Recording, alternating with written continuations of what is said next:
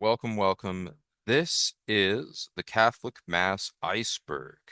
We're going to take a deep dive, go down deep into the depths of the ocean, and find out all the little particulars of what the Catholic Mass is and is about. Now, for those who are not Catholic, or who are Catholic, or whoever else in between, just for a refresher, the Catholic Mass is the principal form of worship in the Catholic faith. There are other types of worship, for example, Eucharistic adoration or praying Vespers, Liturgy of the Hours. But generally, when Catholics talk about going to Mass, they're talking about the Catholic Mass. So, what is it? What's it all about? As we get down further and further down the iceberg, maybe some things will become more clear. Maybe there'll be more questions. But I hope from watching this video, even if you know a lot about the Catholic Mass, you're a regular attendee, you will learn something new. And if you don't know much about what goes on in the Catholic Mass, you will also get something out of this as well. So I'll try to keep things general and avoid technical jargon as much as possible because I'm just a layman as well. I don't know all these things, but I'm learning with all of you, and hopefully it's interesting and you might be interested yourself in attending a Catholic Mass. So, uh, just to give kind of a brief overview of what topics we're going to be talking about, at the tip of the iceberg, I have the TLM Novus Ordo, Ad Orientem, Concelebration. As we get further down, we'll be talking about things like the 1955 Holy Week, Low Mass versus High Mass. Further down, we'll talk about the pre-1955 Holy Week. We'll be talking about the rood screen. And even further down, well, we'll get to that as well. So maybe I've piqued your interest a little bit. Let's just start off with two terms that you come across a lot in online discourse. The tip of the iceberg, we have the TLM and the Novus Ordo. So what is that all about? Well, Novus Ordo means the new order of the Mass, and TLM stands for the traditional Latin Mass. They are two forms of the same Roman rite, although there are other rites that also have their own traditional Latin form. Usually we're talking about the Roman rite, and unless I specify otherwise, uh, this is the kind of Mass that I will be referring to. And we'll get into what rites are and all these things later. But it's the same rite. They're not two different rites. And as far as differences go, there can be many obvious differences, or they can also appear to be quite similar. It depends on the priest, it depends on the congregation. I won't go into all of the controversies. You can look them up for yourself. But here's just a brief overview and some things that came to mind when I was thinking of what makes them distinct, what makes them similar. So, a little bit of history. The TLM was first promulgated in 1570 by Pope Pius V after the Council of Trent. So, he was trying to sort of consolidate all of these different rites that existed in different cities across Europe to sort of unify the Catholic Mass. There was a rule that if the Mass was the certain rite of Mass celebrated in one city or area was less than 200 years, then it had to be abolished and replaced with the Roman Rite, the TLM, as we now call it. And uh, anyway, it was a way to sort of encourage liturgical unity. Was that always successful?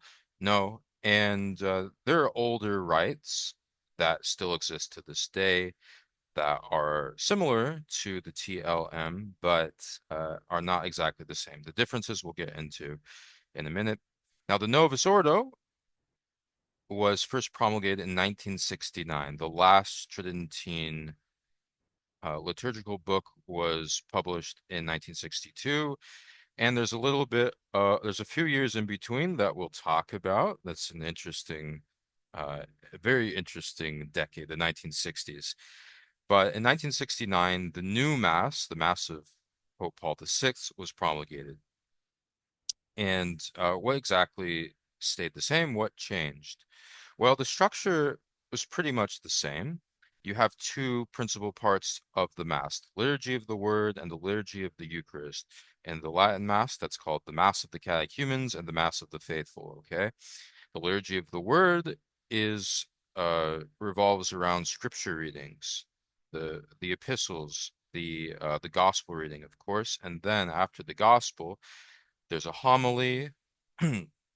And then after the homily, you will have the beginning of the Mass of the faithful. So the focus becomes on the Eucharist.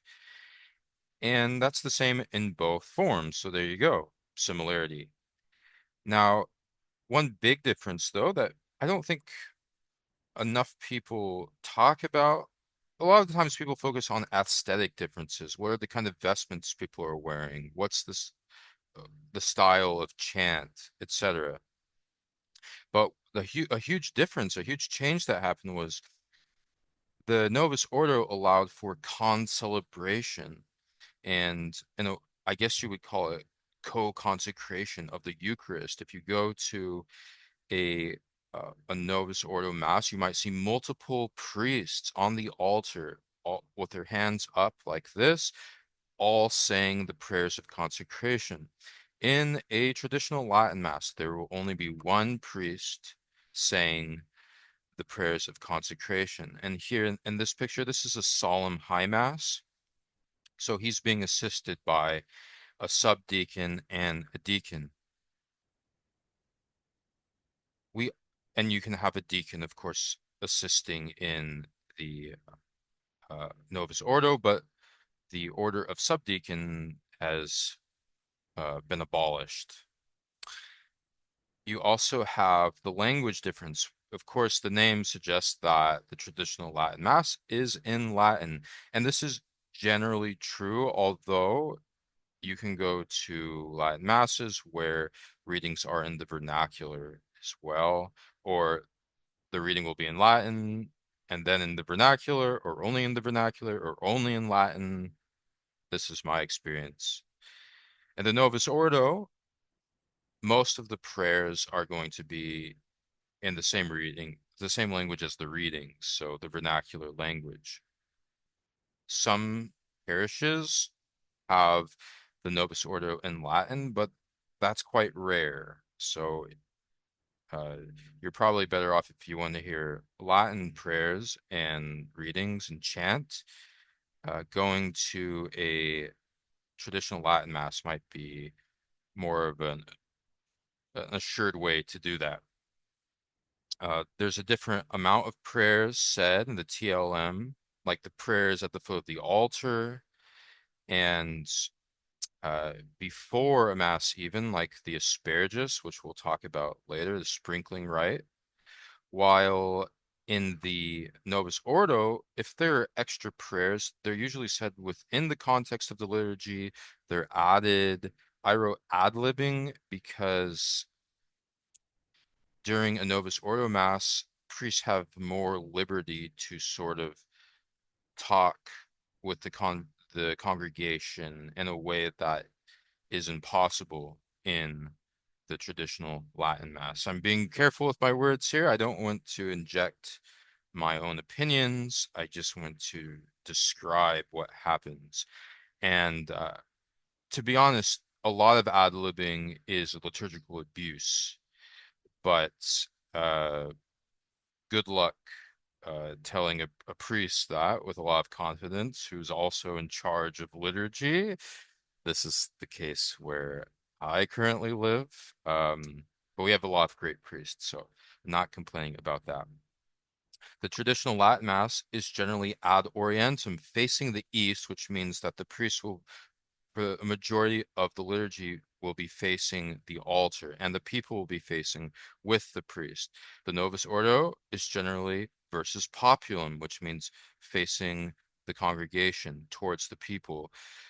So that definitely has a different dynamic. The traditional Latin Mass is a different lectionary. It's a 1-year lectionary. If you go through one liturgical year, you will repeat it the next year. For the Novus Ordo, on Sundays, there are three different cycles, A, B, and C. And for a daily mass, if you go Monday through Saturdays, I went again, there's always going to be an asterisk. You're going to be working with a 2-year lectionary cycle, okay? And also aesthetic choices, as I mentioned, will be a little bit different. So the type of vestments that the priest will wear, you're going to see more fiddleback chasubles, which you see in this picture here.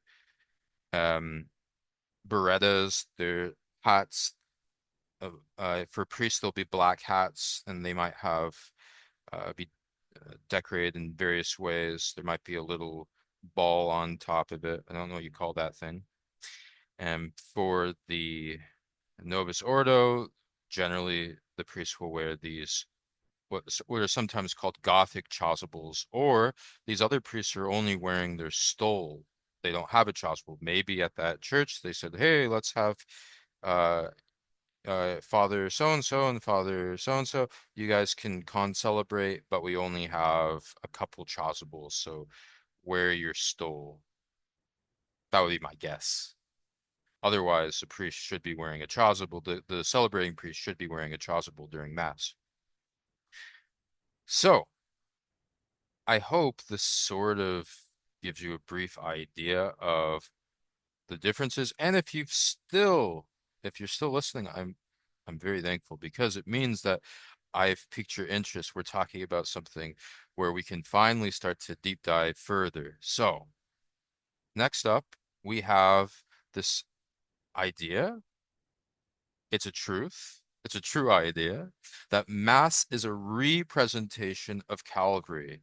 See, I made sure to say it's a representation, not a representation, not symbolic, but it is it is Jesus' sacrifice on the cross represented for us. Now, this is sort of a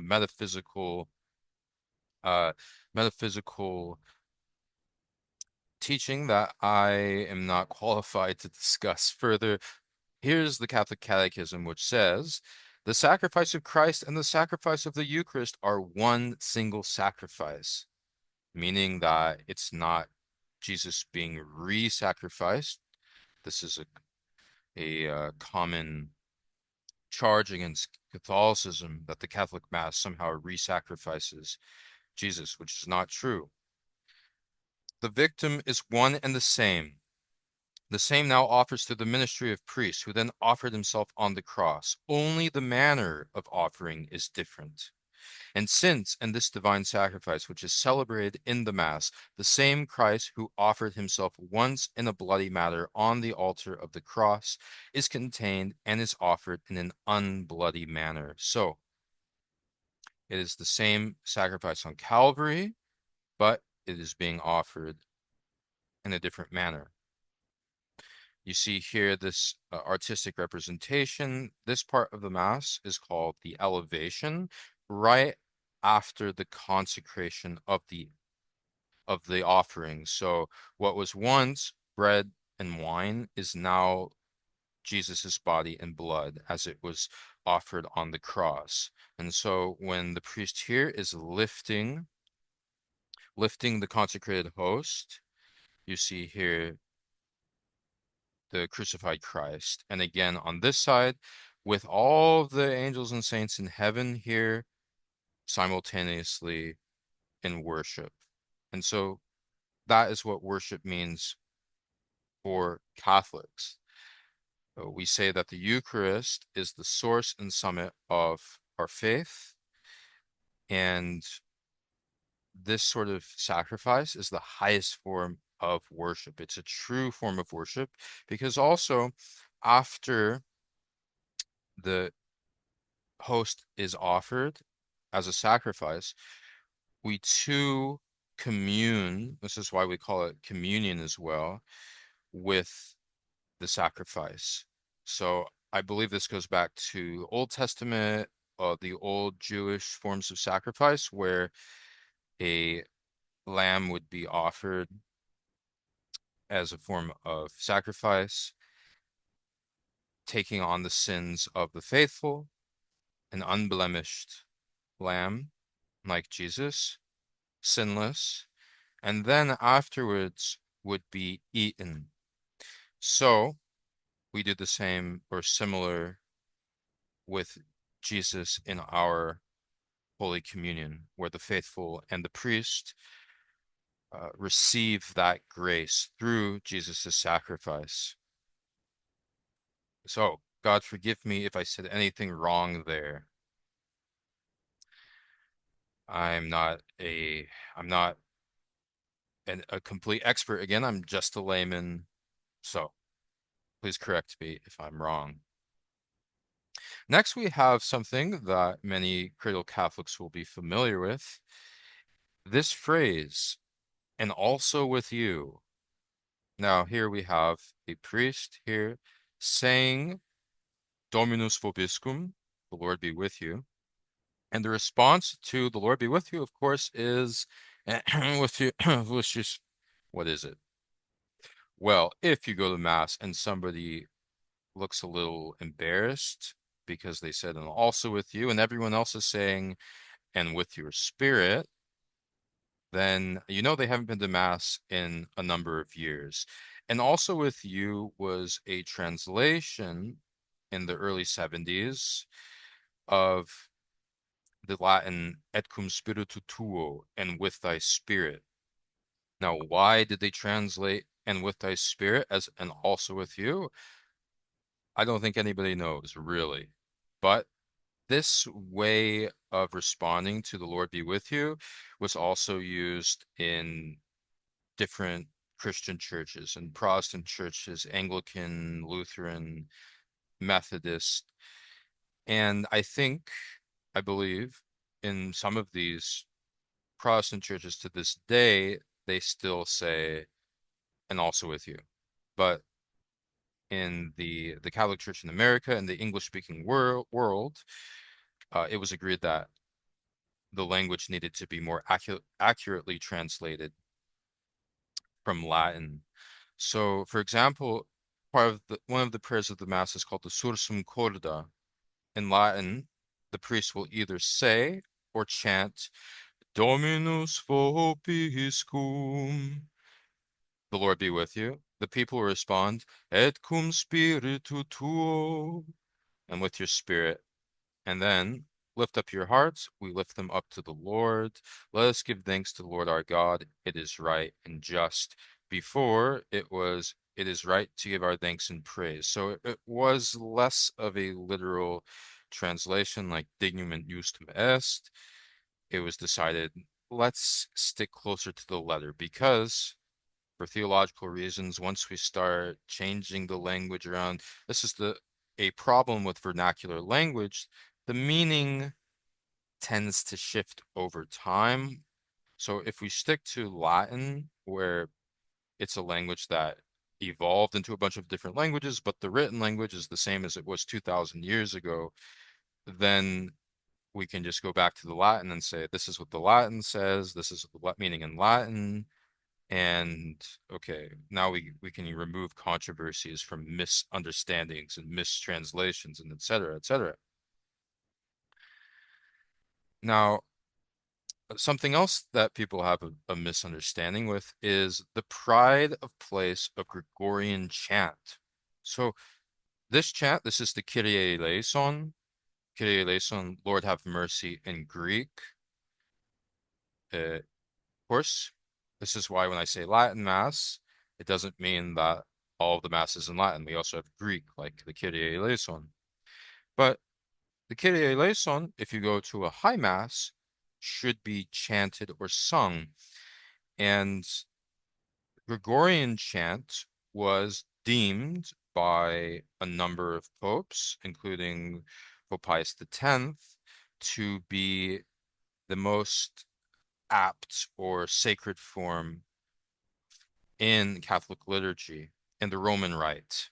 Okay, different rites have different types of chant, but for the Roman Rite, Gregorian chant was deemed the most appropriate. So we would say case closed, but no.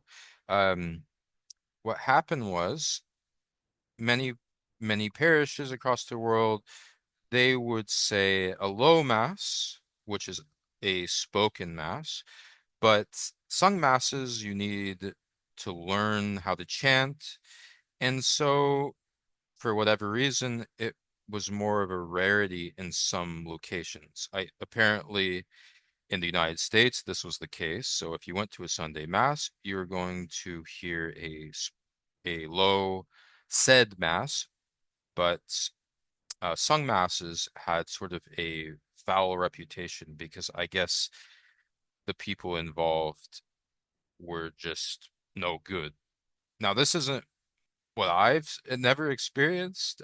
This is mostly coming from a book called Why Catholics Can't Sing. It's a great book, I find, but it goes into that more into detail. So if you're interested, read Why Catholics Can't Sing. But in the 1960s, at the Second Vatican Council, when the Council Fathers were their aim was to reform the liturgy, and this document, Sacrosanctum Concilium, there was an emphasis put on Gregorian chant.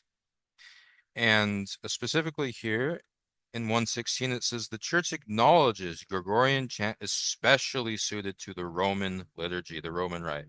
Therefore, other things being equal, other sacred music, it should be given pride of place in liturgical services. Now, how well did that work out? If you go to a Catholic Mass said in the vernacular, I don't believe you're likely to find much Gregorian chant. Sorry to say. Why did that happen? You can also read Why Catholics Can't Sing. But anyway, just if someone ever says, well, it's in Latin, so we need to say everything in English, or whatever vernacular language, I would say this much. If you want to go on Vatican II, this is a Vatican II document that said we ought to be using Gregorian chant. So there you have it.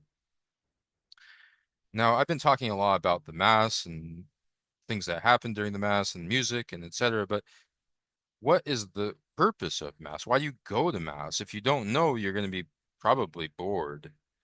Well, first off, Mass is a prayer, so you should be praying, meditating, uh, participating, however that is decided. That's also a controversial topic. Participation. What does that mean? But I would say if you go in knowing the four ends of Mass, then it becomes sort of a no-brainer. Uh, I used this term acts, which I learned from Cardinal Arinze. ACT stands for adoration, contrition, thanksgiving, and supplication. I've also found this adoration, atonement. Now, this is more in line with reparations, but because the Mass is a sacrifice, then the Mass is being a sacrifice for our sins. This is why Jesus came in partly, I guess, again, I don't want to say the wrong thing, but Jesus' sacrifice is so important. And because the Mass is Jesus' one sacrifice, it is atonement for our sins. And this again is a point of contention with Protestants, but it needs to be said. And again, I'm not an expert; I'm a layman. But once you understand the Mass as a sacrifice, you will want it to be a solemn event. You will want to treat it with dignity, and you will see Jesus there up on the cross being offered to God the Father. And of course, that means also we receive grace through the sacrifice.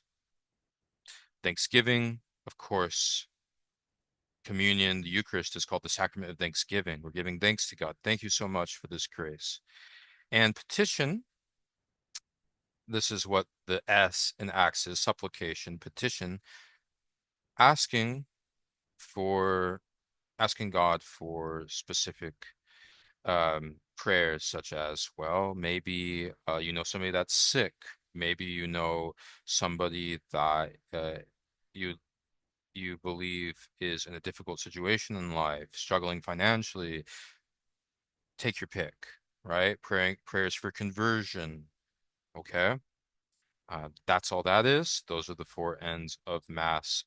And let's move on to something that, again, cradle Catholics will be very familiar with, the midnight Christmas Day Mass. Now, notice it's Christmas Day, right? Because if it's midnight, we're at December 25th. Although nowadays you can have a midnight Mass celebrated even earlier and earlier. And I think some people try to push the limits too much because there also is a Christmas Eve, Christmas Vigil Mass, which is distinct from the Christmas Day midnight Mass. And on Christmas Day, I believe there are three distinct masses celebrated. The midnight mass is the first one, then there's one at dawn, and then one during the day. That was from what I remember. But midnight mass is a tradition in many Catholic households.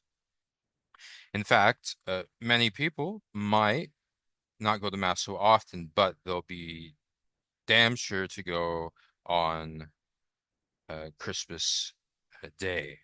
So again, I'm not here to judge, but it's a fairly common culturally Catholic practice to go to Catholic Mass and then maybe forget that, well, we also go on Sunday. So please, if you haven't been to Mass in a while, remember it's an obligation. Although I believe Pope Leo recently said don't think of it as an obligation, but it's still a requirement for Catholics to go to Mass on all Sundays and also uh, on holy days. So anyway, just it needs to be said. Ad Orientem. Ad Orientem means facing the east. I touched on it earlier, but it is the orientation. There we have that word, means towards the east, and the word orientation as well, of the priest facing the altar. Negatively, people might describe it as the priest turning his back to the people. This is sort of, uh, this is a mischaracterization. Um, the priest is facing the altar with the people if it is a mass with a congregation. And as we'll discuss later, not all masses need to be said with a congregation. There's the missa privata, the private mass. So there we have, I believe, oh, we're not quite done with the tip of the iceberg yet. We have concelebration, which is also something I touched on with TLM versus Novus Ordo. And without repeating myself, it simply means that multiple priests are consecrating the offerings with the principal primary celebrant of the Mass. So here, this looks to be in the mid 60s. So we have a freestanding altar, which is the norm in most churches nowadays. You might still have a high altar in the back, although many have been removed, sadly to say. But uh, around the freestanding altar, we have the the celebrant, the principal celebrant, facing the altar in ad orientem. But we also have the other priests saying the prayers of the Mass with him uh, around the freestanding altar. So just an um, interesting point of history. Maybe it's something that you wouldn't see very often nowadays. So we are going now to go even further deeper. If you have heard something, maybe you've heard something new, maybe you know all of this already, you know more than I do, great. I invite you to go further deeper with me. And just so I'm keeping track of my time here, well, I think we ought to keep trucking along here. So let's go into our first. We're going to plunge now into the surface of the water. We're going under the water, and what might we discover? I'm excited actually because even I even I'm curious, and I wrote this thing. But just to give you a brief um, preview again, we're going to be talking about low mass versus high mass, black vestments, full body prostration, and the missa privata, which I just mentioned. So let's get into it. The low mass versus high mass. Now, this little diagram shows you three masses taking place. On the far right, we have the low mass. In the middle, we have the high mass, missa cantata, which means sung mass, literally, sung mass. Missa privata means private mass, and the solemn high mass to the very left. What's going on here? Well, without me just reading what's said here, I won't. But generally speaking, the low mass will be said, and it can be said quietly, almost inaudibly in parts. Generally speaking, every single Eucharistic prayer in a Latin Mass will be whispered by the priest. That's not what I'm talking about. But most of the prayers said here might be said nearly inaudibly um, to the congregation. So the high mass or the sung mass, on the other hand, will be more audible in parts because the choir is singing, the priest will be singing in a louder voice, etc., etc. And then that's even more the case in the solemn high mass. And the differences with that, just to throw a couple things out here, I have this picture of the subdeacon, and he is covering his face. He's covering his face during the consecration. The uh, the deacon is also assisting at this point in a solemn mass. So you see that there are more servers, more people assisting in the liturgy, and different vestments are used. Meanwhile, a low mass could simply have one priest. Now, technically, he should have a server if possible, but sometimes that's not a possibility. So, a low mass can be said solely by a priest, and uh, that's it. Now here we have one server for the sung high mass. Generally, you'll have multiple servers, but not a deacon and subdeacon. Now, this is true for the TLM, but it's interesting that in a way, the Novus Ordo still has some of these distinctions. So if you go to Mass on a weekday, you'll probably encounter something that's similar to the low mass. It will be quiet. You probably will have no music, or it'll be at just sung by the congregation at the end of mass, or what have you. But the prayers will not be sung. So when the priest says, "The Lord be with you, Dominus vobiscum," uh, that won't happen usually. at a weekday mass in the Novus Ordo, but you might go to a mass on a Sunday, and the priest may very well say, "The Lord be with you." And it's similar in that regard to the High Mass, sung Mass. So let's move on now to the Eastern Rite liturgies. I brought up this little diagram, okay, of the different rites in the Catholic Church. Now, we have Western rites and Eastern rites. On the Eastern side, sometimes people confuse these rites with being the Eastern Orthodox or Oriental Orthodox churches. But in fact, while they may appear to be Eastern Orthodox, they are under the authority of the Pope.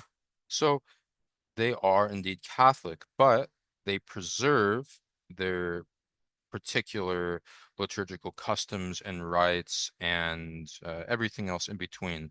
So they are self-governing in a way where, say, for example, uh, the Pope puts out a document saying we must now, in the Roman Rite, we must celebrate the Mass this way.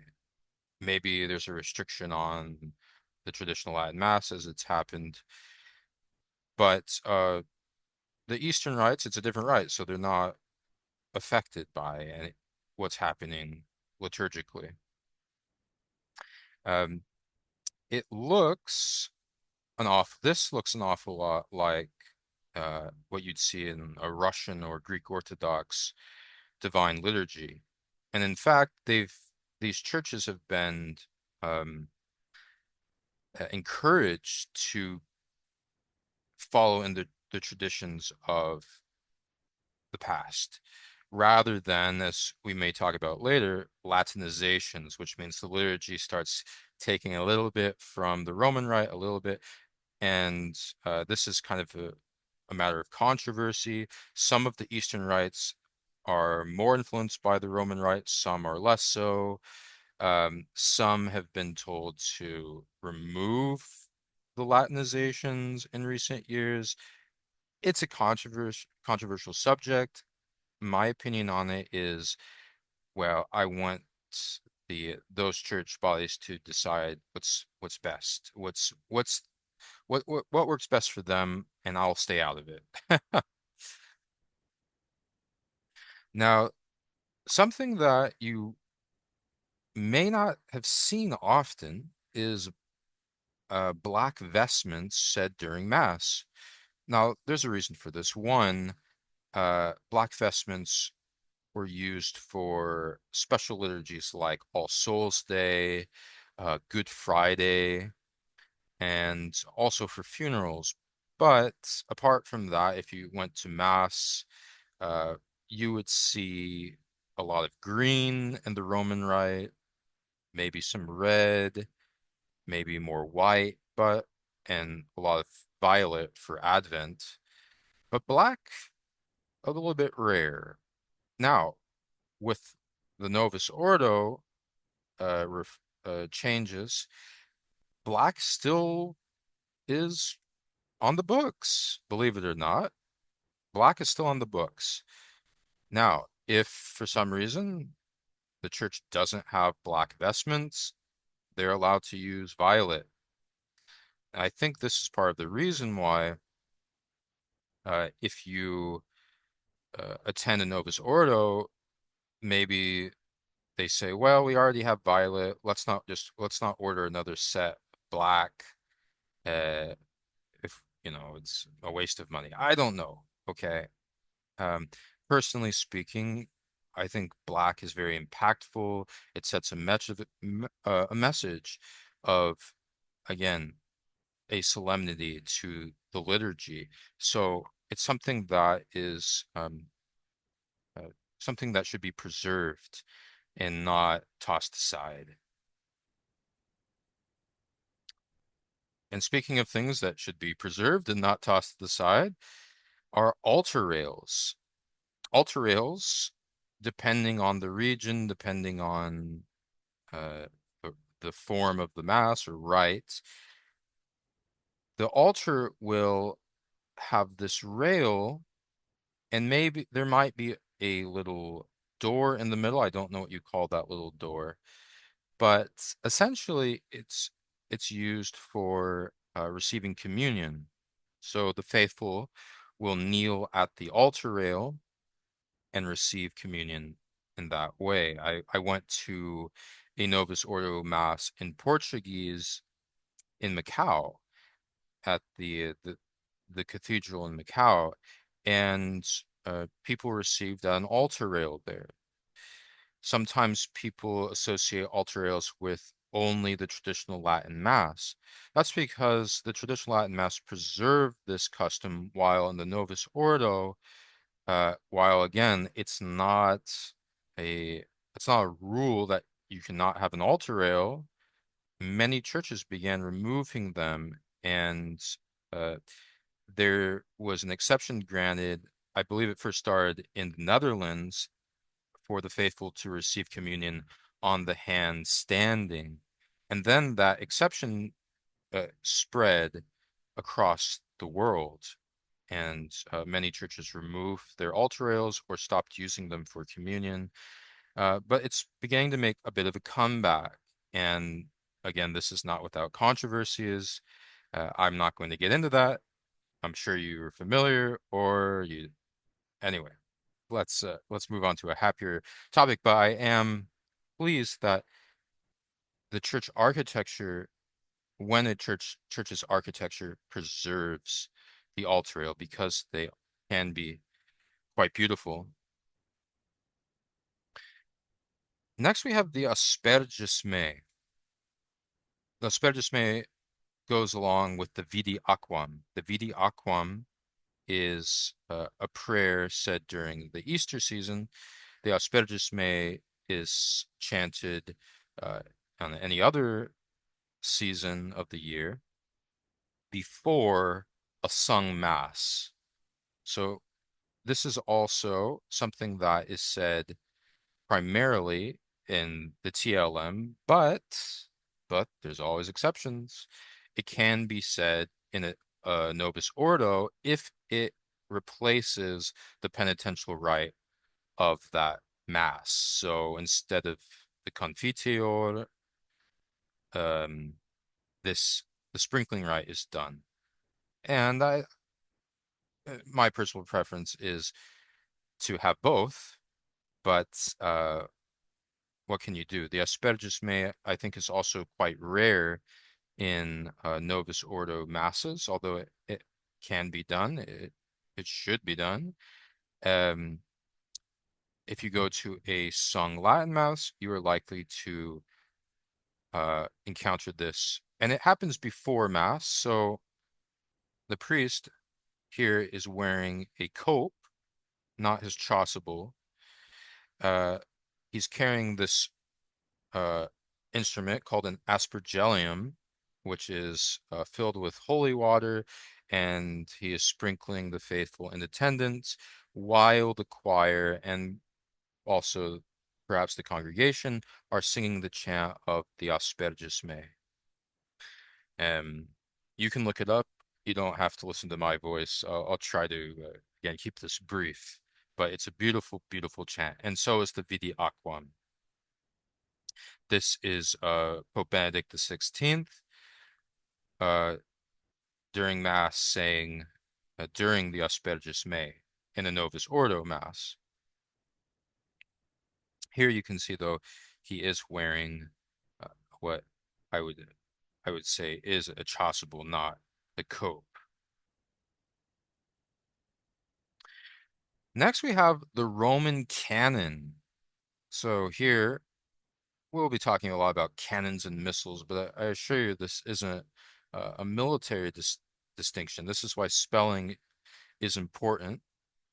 Um, the Roman canon is the principal Eucharistic prayer of, I shouldn't say the principal, it is the only Eucharistic prayer of the traditional Latin Mass.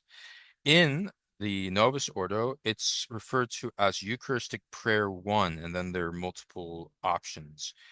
Most priests for the Novus Ordo will say Eucharistic Prayer 2, which is quite short.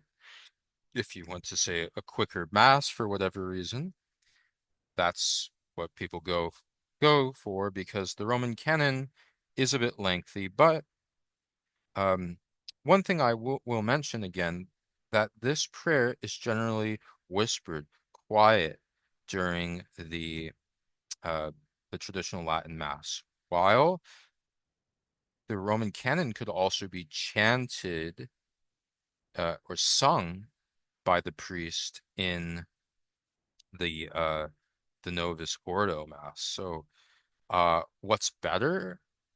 Uh, it's a matter of preference. And to be honest, I grew up with the Novus Ordo, of course, but when I first experienced the the quiet Roman canon and just the silence in the church, apart from maybe some coughs here and there, what can you do? But it's something quite just it's just very serene. Now, next up we have the 1955 Holy Week. Oh my goodness. Here is a controversial topic if I've ever heard one. And uh, to be honest, I think the controversies are somewhat well deserved once you dig into why some of the changes happened, but some of the changes I think were actually good.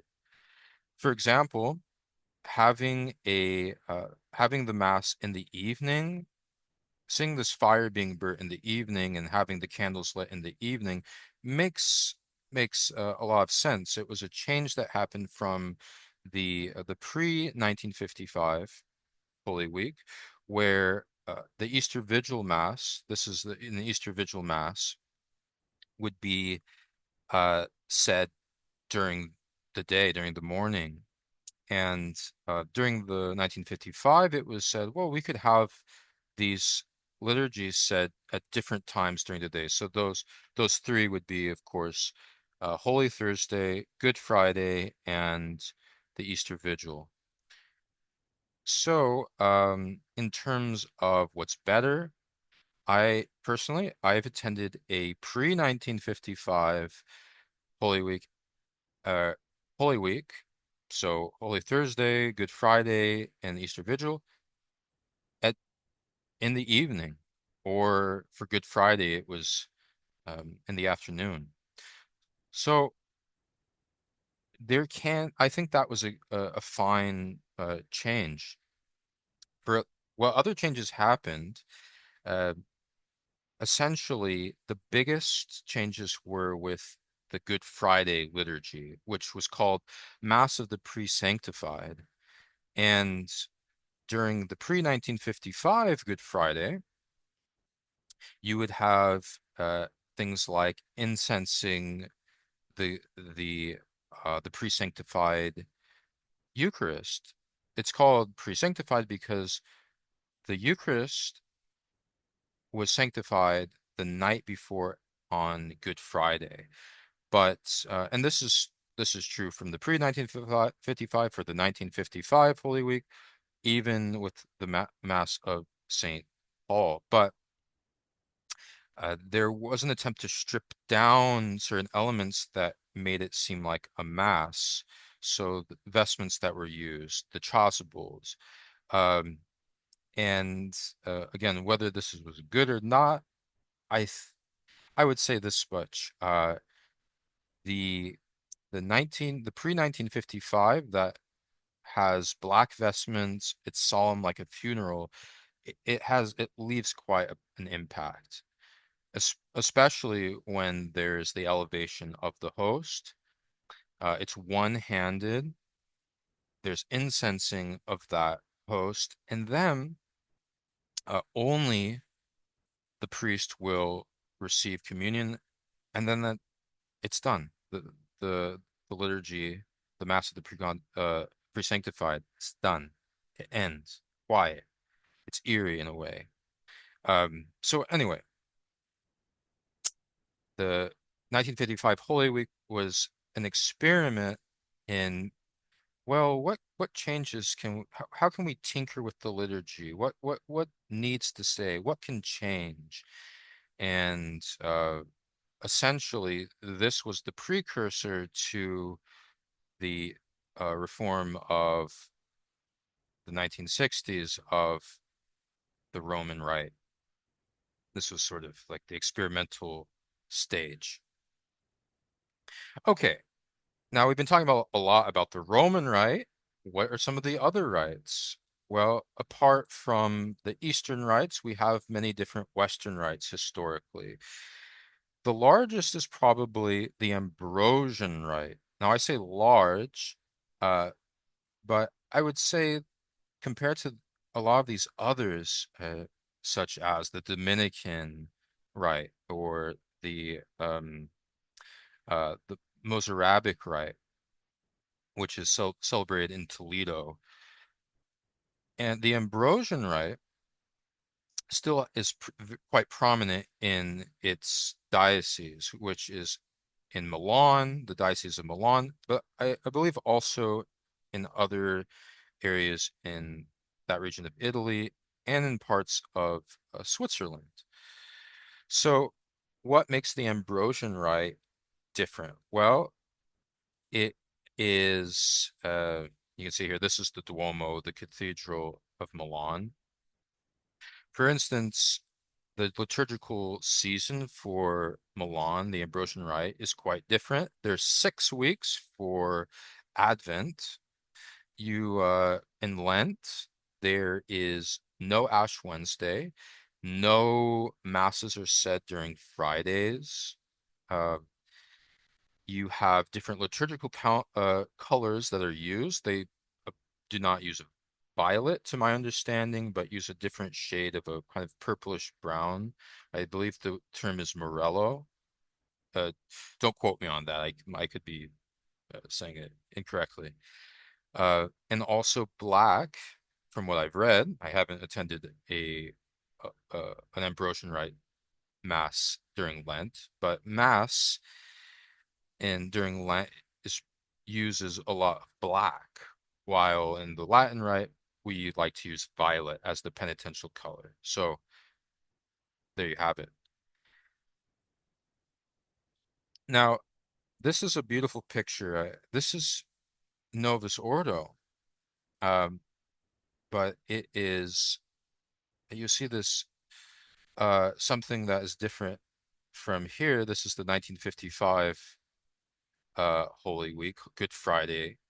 This is the 1969 Holy Week, Good Friday, which uses red vestments, which is I'm pretty much fine with that. But you'll see here that in the 1969 or the 1955 or the pre-1955 Good Friday, the priests will engage in full body prostration.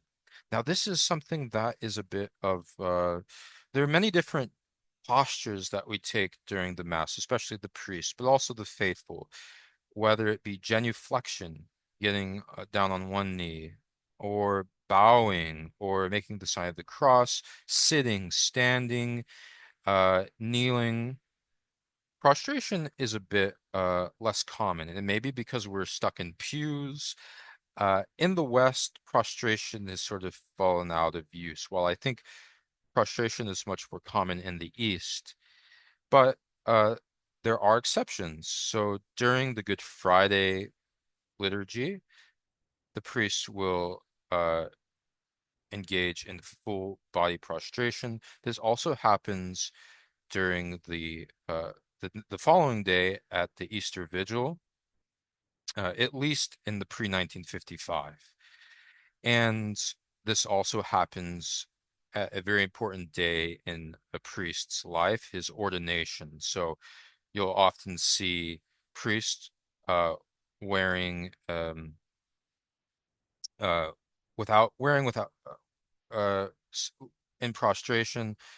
They won't be wearing a chasuble.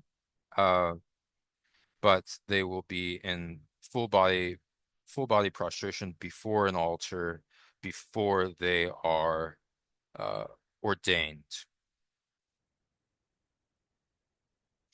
Next up, we have the Missa Privata. Oh, the Missa Privata, as we learned a little bit earlier, is another name for the Low Mass. It can be said, though, with a congregation, but it doesn't need to be.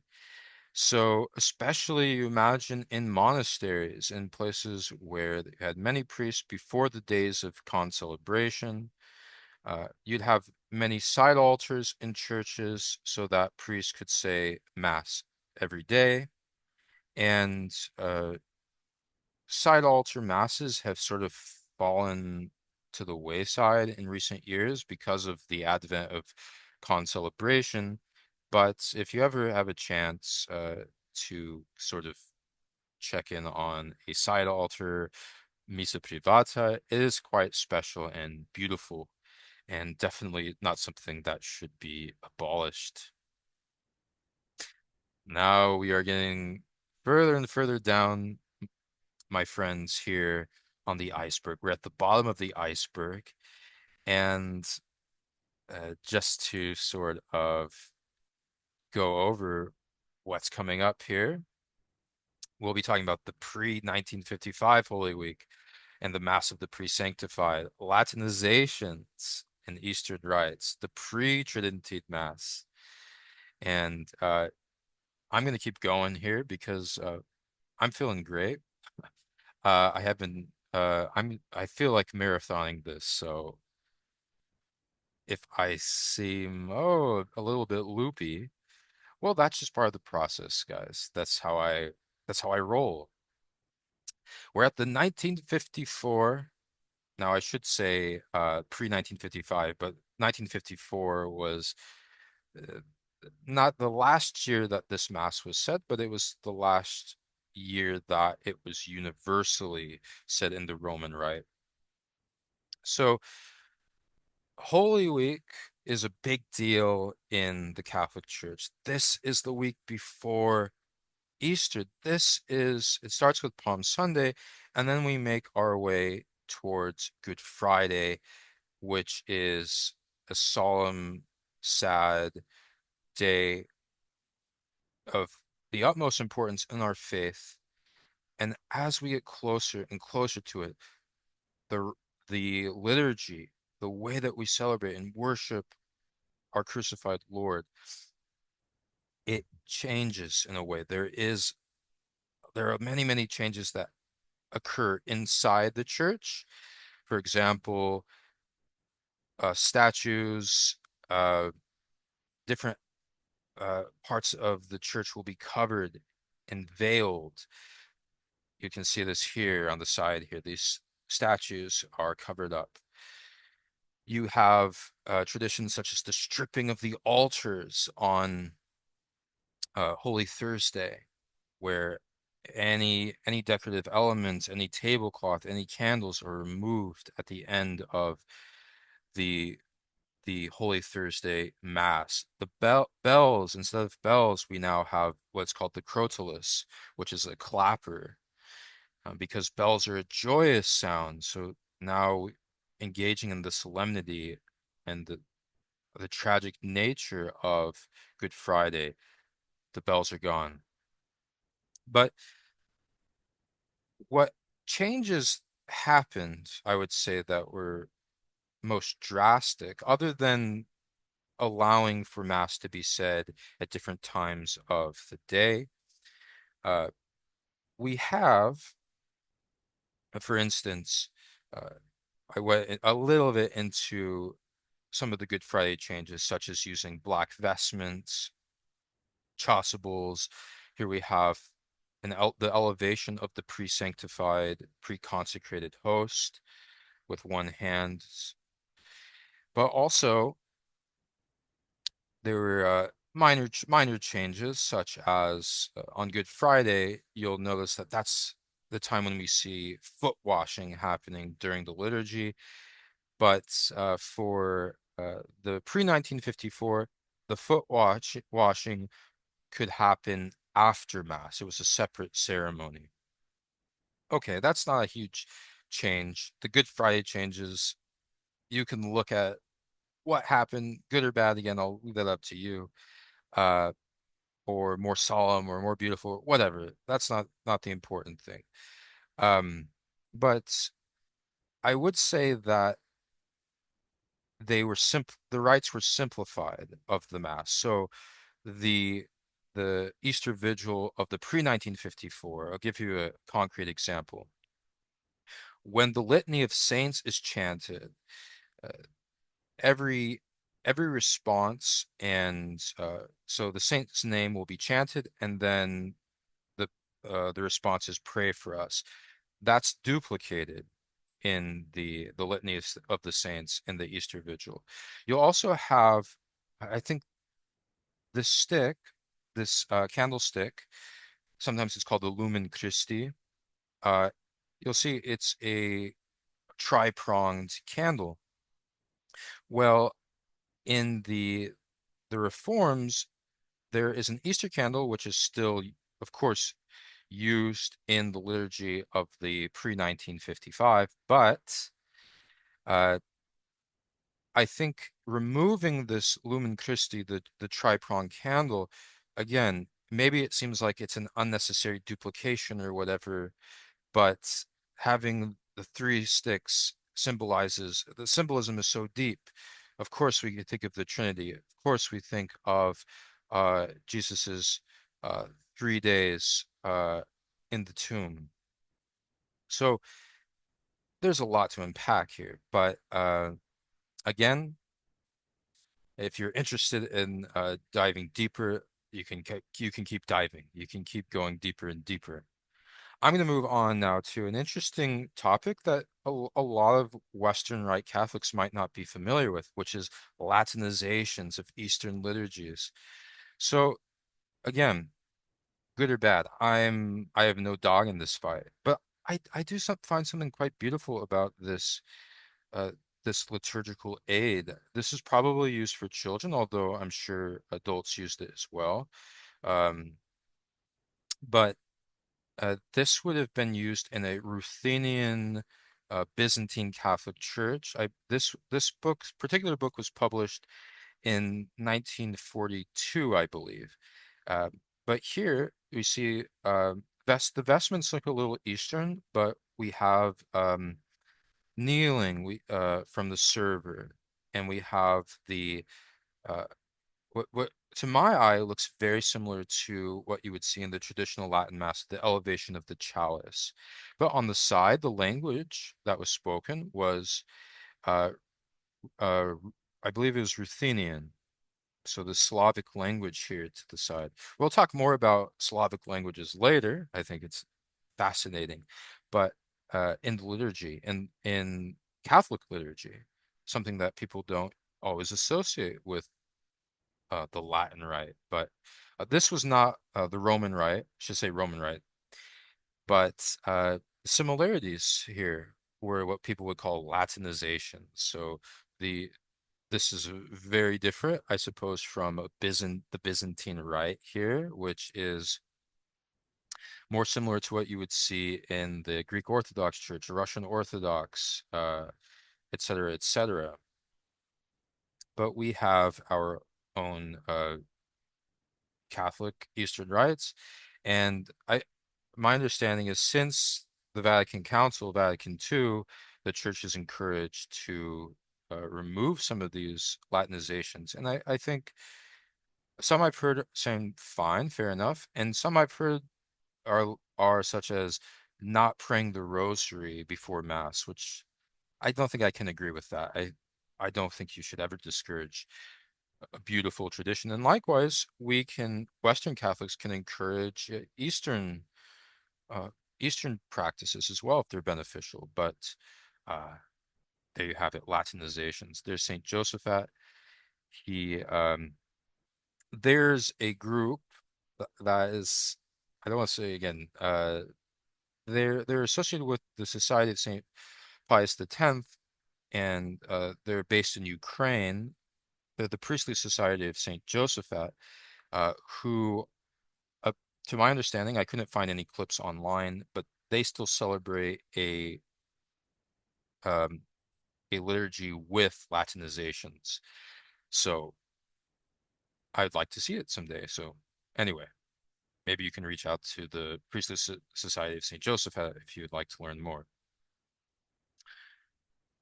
Next, we have pre-Tridentine Mass. I mentioned that the TLM is sometimes called the Tridentine Mass, but it's a little bit of a misnomer because similar liturgies existed before the Council of Trent. And the Tridentine Mass was sort of trying to consolidate all of these other pre-existing traditions.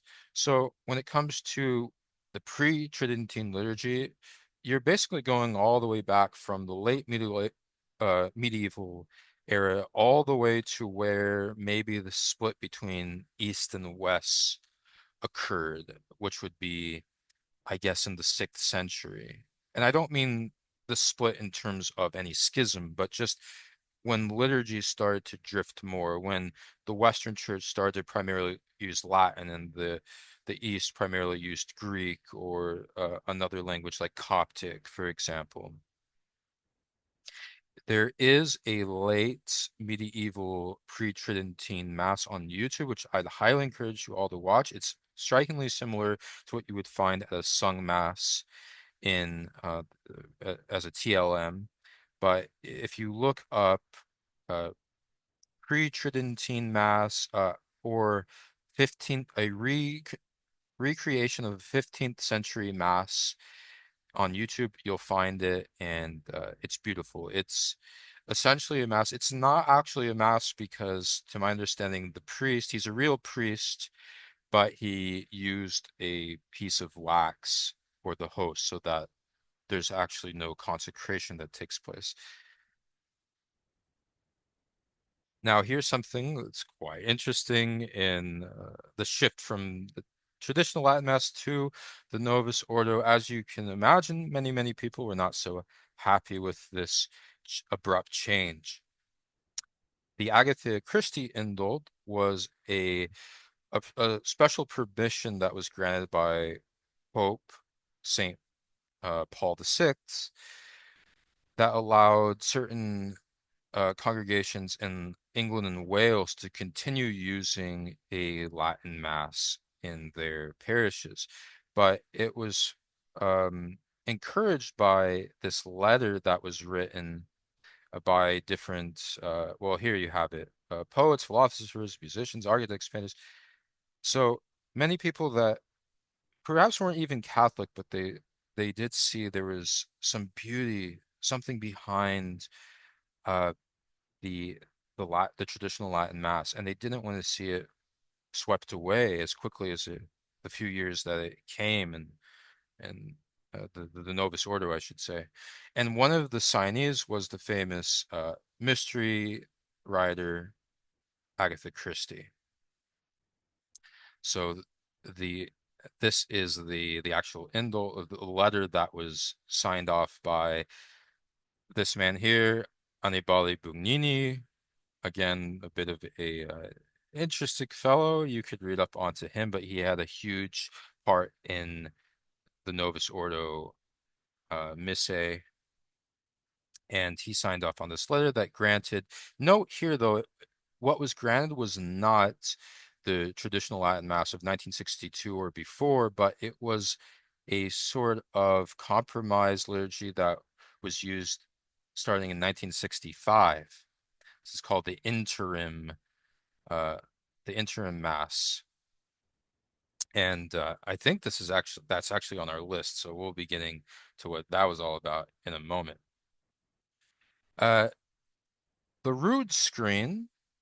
Now, I mentioned the altar rail before, but many churches, especially in the medieval era, would have a special screen called the rood screen, and this is nothing special to the Western churches. Uh, For example, in the Eastern rites, you will commonly have a screen called an iconostasis. And generally, the consecration will happen behind the iconostasis. And so Mass would take place behind a rood screen for at least for a a high mass, a mass with many people in the church. So different from having a missa privata. But uh, what's funny is with in England is there's a great book called The Stripping of the Altars, and with Henry VIII and the the Protestant revolution, so to say, that happened there, there was a lot of iconoclasm, and the rood screens were something that had to go. But we can't put all the blame on King Henry VIII. With the Council of Trent, there after the Council of Trent, which was a response to Protestantism, many Catholic churches began to remove rood screens so that um, perhaps people thought it created a barrier between the people. Of course, there the congregation had ways to engage in the mass without seeing um, every liturgical motion and prayer, just like in the Eastern liturgies, where uh, prayers and the consecration happens behind the iconostasis. So it's an ancient tradition, but I guess it was deemed better for the congregation to see the mass taking place completely without any obstruction. I don't know. I've taken place in a cathedral where I was sat behind a pillar the whole time and couldn't see anything, and it was still a beautiful mass. Anyway, that was an extreme example though. And it's not as simple as seeing or not seeing. There were holes in the root screen as well, so people weren't completely blind to what was going on. Well, we are just about ready to we're to go below the iceberg here, and this is where things get uh, quite obscure. Some of these topics, there's very little information on. If you can do more research, that would be spectacular. Uh, some of these topics have a lot of information or a decent amount, but there's still topics that are not that often discussed. So I think as we are approaching this this we're below the iceberg. We're in deep into the ocean here. We're going to, I don't want to say see some strange sea creatures, but maybe maybe some unidentified species. I don't know. Let's I want to give a big shout out to the website Liturgical Arts Journal because a lot of these topics I learned from that website. So thank you to the writers there. And without further ado, again, let's finish off this iceberg. So first off, we have the Glagolitic Missal, and you'll see here there's an interesting language here. This is the Glagolitic script. You might have heard of the Cyrillic alphabet, named after Saints Cyril and Methodius, who evangelized the Slavic lands. But uh, it's a common misconception that they created the Cyrillic alphabet. Uh, the Glagolitic alphabet, now I don't know for sure if they created that either, but the Glagolitic alphabet is the oldest alphabet used to write Slavic languages, to my knowledge. Maybe there was a runic script beforehand, but the Glagolitic script was used in liturgical settings to write Old Church Slavonic. Old Church Slavonic was a language that I believe is still used in certain uh, churches in Eastern Orthodox churches, but it was also used in the West. Specifically, interestingly enough, in the traditional Latin Mass. Here, this is why we always have to put asterisks when we say Latin Mass, because uh, Old Church Slavonic and the Glagolitic script was used to say uh, what we call the Latin Mass. So go figure. But it was specifically used in Croatia, and the last time this missal was printed was in the early last century. I believe it was in the 1920s. So uh, it wasn't that long ago that this language was still being used in a liturgical setting. And I found a YouTube video of a Croatian mass a few years back. It was a traditional Latin mass said in Old Church Slavonic according to this Glagolitic Missals. So quite beautiful and just something awesome. Also, the Glagolitic Missal, the first one was according to what I read, was the first printed book in a language other than Latin in Europe. So there you go. Next up, we have this is very short because there's not a lot of information on it, but the Missa Sika, which means the dry mass. And there were different types of dry masses.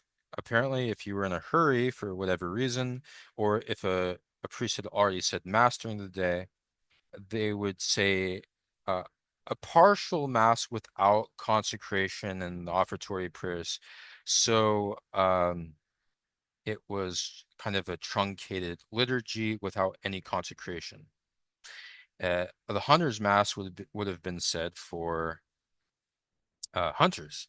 This is according to the New Catholic Dictionary of 1910. It was said for hunters in a hurry. It was a kind of dry mass, a common form of devotion used for funerals or marriages in the afternoon when a real mass could not be said. It consisted only of the mass with the offertory, consecration, and uh, with the offertory, consecration, and communion omitted. There you go. And as we're winding down, we've talked about violet vestments. We've talked about black vestments, red vestments, all sorts of vestments. There's one I left off, but I think we'll use it for another video. I'm going to probably make a volume two or part two to this iceberg. But we didn't mention that, in fact, there are gray vestments in the Rite of Lyon in France. We have gray vestments that are used during Lent. And when you think of gray, you think of ashes. I think that is exactly the symbolic significance of using gray, something I've never experienced, something quite cool. It makes me want to visit Lyon and experience this um, traditional rite.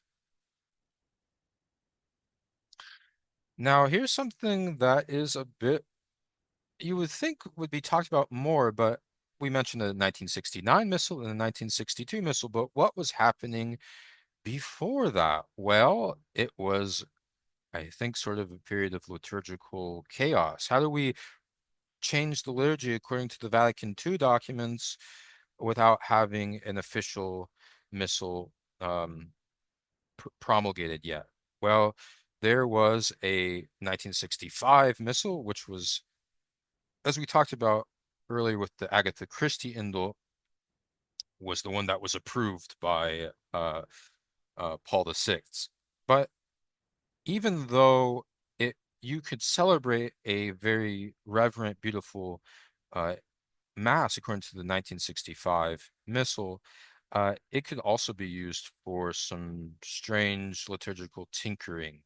And I mean strange and, well, again, I don't want to be too judgmental, but you might start to see a bit of abuse happening at this point. And to get into all the nitty-gritty of that, um, it's just a lack of reverence, basically. That's what it comes down to. But again, nothing wrong, I would say, with the 1965. As far as the actual changes that were made, um, I believe it removed the prayers of the foot of the altar, for example. I don't believe it had the last gospel at the end of Mass. And it allowed for prayers and or readings in the vernacular. So anyway, there you have it. And finally, something this is seasonal. We're getting closer and closer to October and the end of our liturgical season. As I record this, it's September 2nd, 2025.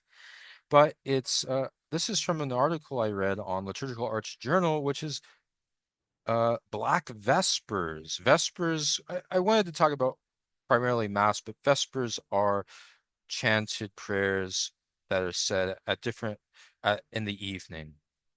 So Black Vespers was, according to the article, a practice in Brittany, in France, that was said on Halloween, and they were called black because of the vestments, but also they were prayers for it was an office of the dead, and the office of the dead is uh, or prayers, psalms that are read for the benefit of a deceased person, and it's still something that exists to this day in the Liturgy of the Hours, the Roman Breviary, in different rites, of course, et cetera, et cetera.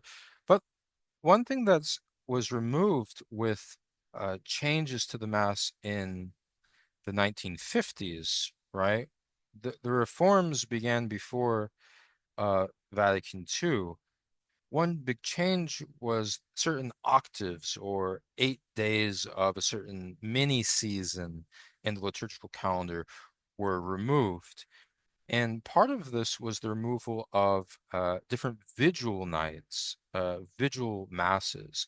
So the vigil of All Saints' Day, November 1st, was where how we get the name Halloween. Halloween comes from, I believe, a Scots word, uh, or it's a colloquial language used in Scotland for Halloween or Halloweven, but it just means the eve of Hallow Mass. Hallow Mass is another name for All Saints, the All Saints Day Mass. So, what was interesting about the Halloween Mass was one, the liturgical color was purple or violet, which is a rarity in the ordinary time or the season of post-Pentecost when you see a lot of green and a lot of green, but violet is nowhere to be found usually. But here we have violet used, and violet, of course, comes before white on Hallowmas, and then on All Souls Day, black, of course, was used. So, and is still an option even in Novus Ordo, but purple on Halloween. And this is just a little snippet from the Catholic Missal from the 1930s. I pulled it up so that I could just have the reference here, but this is something you'll see All Saints Day, and then before All Saints Day, the Vigil All Saints, which if you use a 1962 Latin Mass Missal, you will not find this Mass, sadly. Sadly. As you can tell, another one of my biases, I am a big fan of Halloween, at least as it celebrated when I was a kid growing up. And what an amazing tradition we could continue with Catholic practices during Hallowtide, and maybe we could start celebrating Mass on Halloween as it was according to uh, the pre-1955 missal. So I believe, and if you want to read this great article about Halloween liturgical practices, read Claudio Salvucci's All Hallows Eve, and the traditional pre-1955 liturgical books. It's a treat. So that's it. We have gone to the depths of the Catholic Mass, and to be honest, I actually feel like we haven't scratched the surface in some ways. So maybe we will do a volume two. And wouldn't that be cool? Thank you. Thank you for tuning in, and God bless you. Uh, and take care.